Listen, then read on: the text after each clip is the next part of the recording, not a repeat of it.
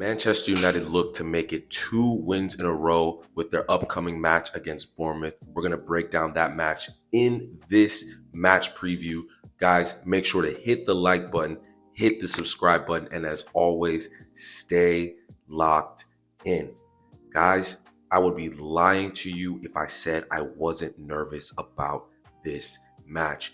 Even though Bournemouth are currently on a 6-game streak where they have not won a match. 6 matches, no wins. I am still worried. This is the kind of match that Manchester United under Ruben Amorim does not win. Our opponents are struggling. They're in a bad way. And what a better way to get yourself going than playing Manchester United. But hopefully Ruben Amorim saw some things in the match against Wolves that will lead to him making some better decisions this upcoming match. First and foremost, let's get into the injuries. That we need to look at. Harry Maguire is still out. Matthias de Ligt is still out. And Benjamin Sesko is questionable according to Ruben Amorim because of it seems like food poisoning. That was the word. He used poisoning. I think food poisoning is what he was trying to say. And then all of our AFCON players are a bit 50-50 right now. I think there's discussions going on for Mazraoui, for Ahmad, for Mbumo, all of those guys, right? Making sure that they're ready to go to AFCON. So we have to wait and see what's going on there, okay? But hopefully they'll be fit and ready to play. Like I said earlier, I'm very worried about this match because Bournemouth is not a bad team. They're just currently on a bad run of form. Iraola has been an absolutely fantastic manager for Bournemouth. He has them playing really good football, and in a team that hasn't spent a ton of money has got them playing really well. Their star player, as we all know, is Antoine Semenyo. Antoine Semenyo is a really good player. Currently, 9 goal contributions on the Premier League season, 6 goals, 3 assists, a very good dribbler. His finishing has been a lot better.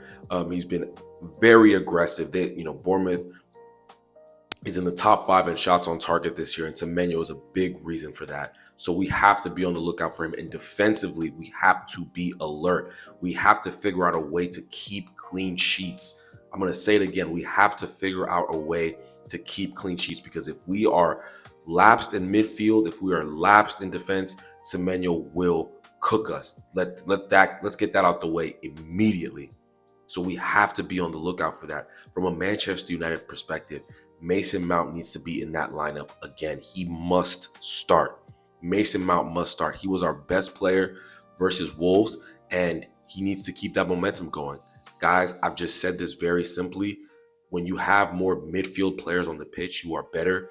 Mason Mount, although he does have an attack-minded element to him, he is very, very good in terms of off the ball.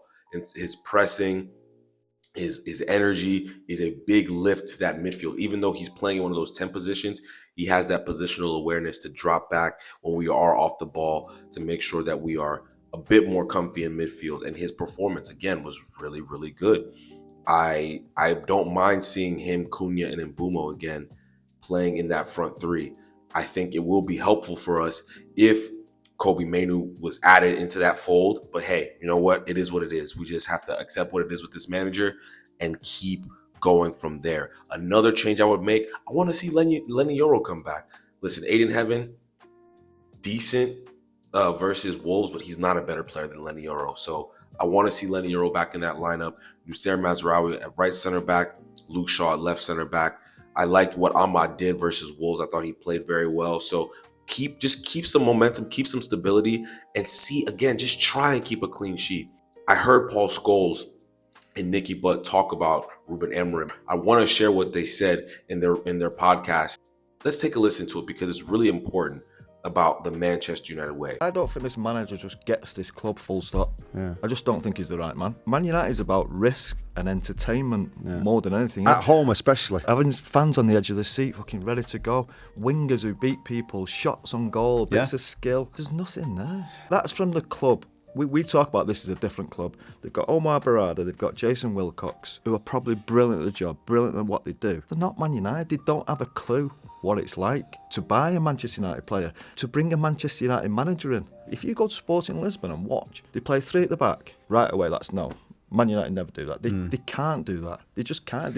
It's been proven over years and years and years. And I'm talking even before Sir Alex Ferguson. It was always about 4-4-1-1 or 4-4-2. Yeah. Entertaining people. He hasn't got that in him. He brought 4 defenders on against West Ham. If we go 1-0 up, the manager always said 2, 3, 4. I remember once I think we were playing Chelsea. Went 1-0 up and we sat back a little bit. Now Chelsea were a good team. The manager went absolutely nuts after the game. That doesn't happen here. When you score 1, you go for 2. You go for the throat every single time. I just don't think he gets it. Paul Scholes and Nicky Butt are 100% correct. Ruben Amorim is not a Manchester United manager, and Ineos are not Manchester United DNA type of owners. You would think that Ruben Amorim, you would think that Jim Ratcliffe, someone who's claimed to be a Manchester United fan his whole life, would understand that the way we have been playing is not good enough. You feel me? But even though Paul Scholes and Nicky Butt are right, they are missing something. We are so bad defensively that we can't even focus on that side of the game until we figure out what's happening here. Like, yes, it's one thing to play an attractive brand of football, but we're just so open currently. Like, we're just so easy to play against. We need to get some form of stability back. And I know that's not what a lot of people want to hear, but when you are a stable team, when you have a good defense, it makes things so much better. So again, we need to keep clean sheets. I will be that guy who keeps on talking about it until I'm blue in the face. We need to make sure that is what we do. Okay, keep a clean sheet against Bournemouth, get 2 wins on the spin, and we move on. That should be our focus, you feel me? This is going to be a big match because, again, Bournemouth's not a bad team and they've been in bad form. Bournemouth's not a bad team and they've been in bad form, but we have to capitalize. We cannot be the team that lets them get back on to winning ways. We cannot be the team that lets them get back to winning ways. You feel me? It just cannot happen, man. It just cannot happen. I'm nervous. I'm so nervous. A Monday night game.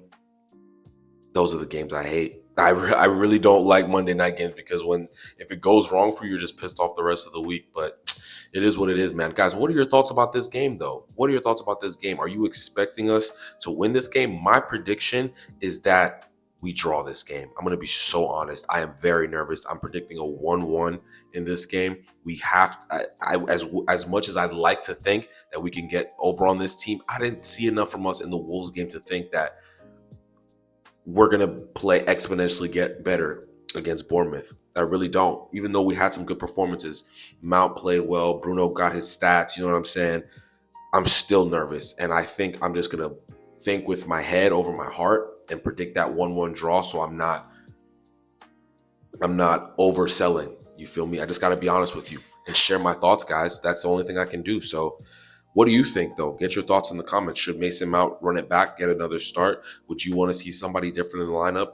Get your thoughts in the comments. Make sure to hit the like button, hit the subscribe button, and as always, stay locked in, people. I'll see y'all real shortly, okay? Deuces.